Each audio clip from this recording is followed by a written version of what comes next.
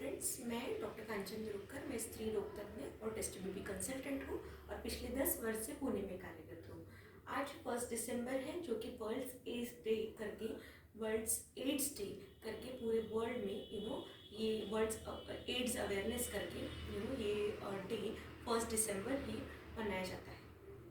सो आज हम जानेंगे कि जो भी कपल्स हैं जो कि प्रेगनेंसी के लिए ट्राई कर रहे हैं और वो HIV पॉजिटिव हैं, तो उनमें कैसे ये हमारे जो रिसेंट फर्टिलिटी ट्रीटमेंट्स हैं वो हेल्प कर सकते हैं कि जो रिस्क ऑफ ट्रांसमिशन जो है वो कम कर सकें।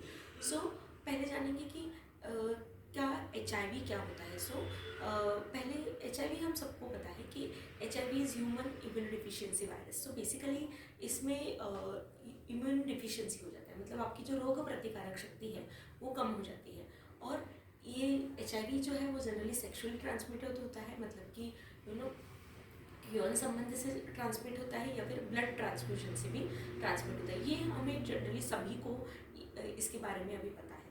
लेकिन अगर अभी HIV आपको डिटेक्ट हुआ है, क्योंकि रूटीनली बहुत सारे ऑपरेशंस के पहले या फिर अगर आप ANC हो या फिर कोई भी ऑपरेटिव प्रोसीजर के पहले आजकल हम लोग HIV टेस्ट कराते हैं। सो HIV अगर आपको डिटेक्ट हुआ है तो हम लोग HAART मतलब कि हार्ट नाम का एक ट्रीटमेंट जो है वो चालू करते हैं। हार्ट का फुल फॉर्म है highly active anti retroviral therapy. तो ये जो थेरेपी होता है वो HIV पॉजिटिव पेशेंट्स के लिए ये थेरेपी चालू किया जाता है। इसमें जो भी ट्रीटमेंट दिया जाता है उससे वायरल लोड जो है वो पूरी तरीके से कम होने में मदद होती है। HIV जो है वो पूरी तरीके से निल नहीं हो सकता है, लेकिन HIV का एड्स की तरफ प्रोग्रेशन जो है वो ज़रूर कम हो सकता है अगर आपने टाइम पे ही ये जो हार्ट ट्रीटमेंट है वो चालू कर दिया। हार्ट का मैंने ऑलरेडी फुल फॉर्म बताया, HAART ये होता है। और ये जो ट्रीटमेंट है वो गवर्नमेंट हॉस्पिटल्स में फ्री ऑफ कॉस्ट भी अवेलेबल होता है। अब बहुत बार इनफर्टिलिटी क्लिनिक में हमारे पास कपल्स आते हैं जो कि डिस्कॉर्डेंट रह सकते हैं। डिस्कॉर्डेंट इन द सेंस कि एक तो हस्बैंड पॉजिटिव है, वाइफ निगेटिव है, मतलब हस्बैंड जो है वो HIV पॉजिटिव है लेकिन वाइफ जो है वो HIV निगेटिव है। या फिर ऐसा भी हो सकता है कि वाइफ पॉजिटिव है और हस्बैंड जो है वो HIV निगेटिव है, या फिर दोनों भी जो है वो HIV पॉजिटिव है। तो ऐसे 3 क्राइटेरिया रह सकते हैं HIV होने के। अगर आप पहले तो जब आपने HIV टेस्ट कराया है और अभी डिटेक्ट हुआ है कि आपको HIV पॉजिटिव है, तो पहले आपने HAART मतलब हार्ट ट्रीटमेंट चालू करना चाहिए और उसके 6 मंथ्स के बाद आपने कंसेप्शन के लिए ट्राई करना चाहिए। और पहले वायरल लोड आपने कराना चाहिए। जबकि HIV ट्रीटमेंट, HIV का जांच आपने कराया, HIV आपको पॉजिटिव है, उसके बाद आपने वायरल लोड जो है वो भी एक ब्लड टेस्ट होता है, वो आपने कराना चाहिए। और उसके बाद आपने हार्ट ट्रीटमेंट जो है वो चालू कराना चाहिए। उसके 6 मंथ्स के बाद आपने प्रेगनेंसी के लिए ट्राई करना चाहिए। अब प्रेगनेंसी में नेचुरल अनप्रोटेक्टेड इंटरकोर्स से अगर डिस्कॉर्डेंट कपल है आप, मतलब कि मेल पार्टनर पॉजिटिव या फिर फीमेल पार्टनर पॉजिटिव है, तो उससे दूसरे पार्टनर को रिस्क ऑफ ट्रांसमिशन जो है वो बढ़ सकता है। तो ये देखा गया है कि रिस्क ऑफ ट्रांसमिशन जो है वो अराउंड 60% तक होता है। ये कैसे अवॉइड कर सकते हैं हम लोग? तो ये अवॉइड करने के लिए हम IUI या IVF ये ट्रीटमेंट्स का बेनिफिट ले सकते हैं। अगर हम IUI या IVF ये ट्रीटमेंट का अगर बेनिफिट लेते हैं तो उससे रिस्क ऑफ ट्रांसमिशन जो है वो 0.5% इतना कम हो जाता है। डियर फ्रेंड्स, ये जो फर्टिलिटी ट्रीटमेंट है इनसे आपका जो HIV का ट्रांसमिशन का रिस्क है वो दूसरे आपके पार्टनर को और आपके बेबी को भी, जो होने वाला बेबी है उसको भी ये HIV के रिस्क जो है वो कम हो जाती है। अभी हम देखेंगे कि HIV जो है वो कैसे कम होता है, रिस्क ऑफ ट्रांसमिशन जो है वो कैसे कम होता है। जब हम IUI करते हैं तो सीमेन वॉशिंग जो है वो किया जाता है। सीमेन वॉशिंग जो है वो करके हम लोग जो सीमेन है वो पूरी तरीके से एलिमिनेट कर देते हैं और सिर्फ जो स्पर्म्स है वो ही हम यूज़ करते हैं। तो इसके लिए हम लोग कभी कभी ट्रिपल वॉशिंग भी यूज़ करते हैं। ये वॉशिंग जो है वो एक डिफरेंट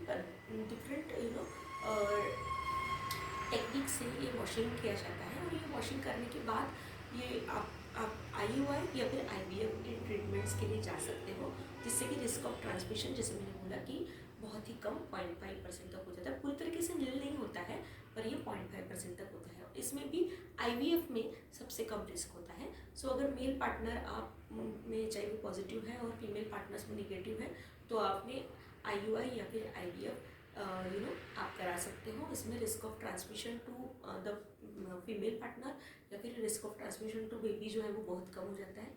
इसके अलावा अगर मदर पॉजिटिव है, मतलब फीमेल पार्टनर पॉजिटिव है और मेल पार्टनर जो है वो HIV निगेटिव है, तो ऐसे केस में भी आप IUI या फिर IVF ट्रीटमेंट से करा सकते हो। लेकिन डिलीवरी होने के बाद इसमें बेबी को जो भी HIV से प्रिवेंशन के ड्रग्स जो है, जैसे कि ज़ोडोबुडिन सिरप या फिर नेविरापिन, ये ज़रूर ये डोज जो है वो डिलीवरी के बाद बेबी को लगना चाहिए, ताकि रिस्क ऑफ ट्रांसमिशन जो है वो और कम हो जाए। इसके अलावा अगर दोनों भी कपल्स जो है वो पॉजिटिव है, तो ऐसे केसेस में भी अगेन IVF से आपको रिस्क ऑफ ट्रांसमिशन कम हो सकता है। और रिस्क ऑफ ट्रांसमिशन IVF से कम होने के बाद जो भी बेबी आपका बॉर्न होने वाला है उसको भी पोस्ट डिलीवरी ये बेबी को जो ज़ोडोबुडिन या नेविरापिन का जो डोज है वो लगना ज़रूरी है। सो डियर फ्रेंड्स, जो ये रिसेंट हमारे फर्टिलिटी ट्रीटमेंट्स हैं, यानी कि IUI, और उससे भी कम रिस्क है IVF में। इसमें क्योंकि सीमेन जो है वो पूरी तरीके से वॉश होता है, सेमेनल प्लाज्मा जो है जिसमें सबसे ज़्यादा वायरसेस रहते हैं, सीमेन में जो प्लाज्मा रहता है उसमें सबसे ज़्यादा वायरल लोड रहता है, तो वो पूरी तरीके से वॉश हो रहा है। और IVF में डायरेक्टली ही एग के अंदर स्पर्म जो है वो इंजेक्ट हम लोग कर रहे हैं, तो इसकी वजह से एक्सी जिसको हम कहते हैं ICSI, तो इसकी वजह से रिस्क ऑफ ट्रांसमिशन जो है वो बहुत कम हो रहा है। और अगर आप प्रेगनेंसी आप कंसीव करना चाहते हो, तो उसमें भी आप ये जो HAART मतलब कि हार्ट ट्रीटमेंट जो है वो आप कंटिन्यू कर सकते हो। हमारे जो पेशेंट हैं वो हार्ट ट्रीटमेंट पे रहते हुए भी IVF का ट्रीटमेंट ले सकते हैं, और उसके बाद वो कंसीव अगर करते हैं तो उसमें भी ये ट्रीटमेंट को कंटिन्यू कर सकते हैं। और उसके बाद डिलीवरी होने के बाद, जैसे मैंने बोला कि आपने प्रॉपर ये डोज जो है वो एंटी रिट्रोवायरल थेरेपी का वो बेबी को देना चाहिए। और उसके बाद प्रॉपर जो फॉलोअप है वो बेबी का भी कराना चाहिए, जिसमें हम बेबी का भी वायरल लोड और HIV टेस्टिंग जो है वो कराते हैं आफ्टर 6 वीक्स। सो ये सारी चीज़ें जो है वो प्रिकॉशंस आपने लेनी चाहिए। नॉर्मल डिलीवरी में HIV अगर मदर को है तो नॉर्मल डिलीवरी में थोड़ा सा ज़्यादा रिस्क होता है, तो सिजेरियन सेक्शन जो है वो ज़्यादा रिकमेंडेड है। अभी जो रिसेंट गाइडलाइंस आए हैं उसमें भी ऐसा बोला गया है कि प्रॉपर जो आपका अगर आप प्रॉपर प्रिकॉशंस ले रहे हो और आप ये IVF ट्रीटमेंट ले रहे हो, तो अपने सिजेरियन सेक्शन के द्वारा अगर आप करें तो रिस्क ऑफ ट्रांसमिशन और भी कम होने वाला है। अब इसके अलावा एक और क्वेश्चन रहता है कि अगर हम HIV पॉजिटिव कपल है या फिर एक पार्टनर अगर HIV पॉजिटिव है तो क्या उनका फर्टिलिटी कम हो जाता है? तो ऐसा बिल्कुल नहीं है। अगर आप HIV पॉजिटिव है, आपका वायरल लोड कम है, तो आपका फर्टिलिटी जो है वो नहीं कम होने वाला। हाँ, लेकिन जब आप एड्स की तरफ जाते हो तो पुरुषों में ऐसा देखा गया है कि उनका टेस्टोस्टेरॉन लेवल जो है वो कम हो जाता है, और उसकी वजह से उनमें इरेक्टाइल डिस्फंक्शन होना और ये सारी समस्याएं होकर उनमें फर्टिलिटी के प्रॉब्लम्स आ सकते हैं जब वायरल लोड ज़्यादा है और टेस्टोस्टेरॉन लेवल कम हो जाने की वजह से ऐसा हो सकता है। अब इसके अलावा फीमेल्स में भी ये अगर वायरल लोड ज़्यादा है और वो एड्स की तरफ जा रहे हैं तो ये फर्टिलिटी कम होने का, ओवरिन रिजर्व कम होने का, ये सारी चीज़ें हो सकती हैं। अदरवाइज आप HIV पॉजिटिव हो मतलब आपका फर्टिलिटी कंप्रोमाइज्ड है, ऐसा बिल्कुल भी नहीं है। आपका फर्टिलिटी जो है वो अच्छा रह सकता है। इवन ये भी क्वेश्चन होता है कि अगर हम हार्ट ट्रीटमेंट चालू करते हैं, मतलब एंटी रिट्रोवायरल थेरेपी अगर हम चालू करते हैं, तो क्या हमारा फर्टिलिटी कंप्रोमाइज़ हो जाएगा? तो ऐसे रिसर्चर्स बोलते हैं कि जो हार्ट ट्रीटमेंट अगर आप चालू करते हो तो उससे वायरल लोड कम होने वाला है, लेकिन आपको फर्टिलिटी जो है वो उससे कॉम्प्रोमाइज़ नहीं होने वाला है। So dear friends, on this world's AIDS day हमने जाना कि कैसे फर्टिलिटी ट्रीटमेंट्स जो है वो कपल्स में एक प्रकार से हम बोल सकते हैं वरदान साबित हो सकता है कि उनमें जो risk of transmission to their offsprings, उनके होने वाले बच्चे को इसका रिस्क ऑफ ट्रांसमिशन जो है वो ऑलमोस्ट नील की तरफ वो ला सकते हैं with the recent advances of IVF। और इसमें कॉस्ट जो है वो बिल्कुल ज़्यादा नहीं होती है, कंज्यूमेबल्स की थोड़ी कॉस्ट रहती है, पर जो भी कॉस्ट है IVF की वो भी सेम ही रहती है एज अदर कपल्स। सो ज़रूर इसके बारे में आपका जो रिस्क ऑफ ट्रांसमिशन कम होता है, ये अवेयरनेस ज़रूर हमारे कपल्स में जो भी सीरो डिस्कॉर्डेंट है या फिर दोनों भी अगर पॉजिटिव कपल्स है उसमें ज़रूर होनी चाहिए।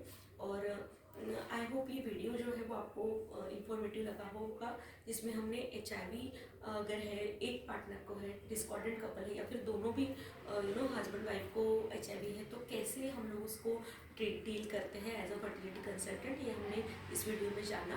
आई होप ये वीडियो आपको इन्फॉर्मेटिव लगा हो। अगर हमारा वीडियो आपको इन्फॉर्मेटिव लगता है तो हमारे यूट्यूब चैनल को ज़रूर लाइक, शेयर और सब्सक्राइब कीजिए और ऐसे ही इन्फॉर्मेटिव वीडियोज़ जो है वो देखते रहिए। Thank you so much.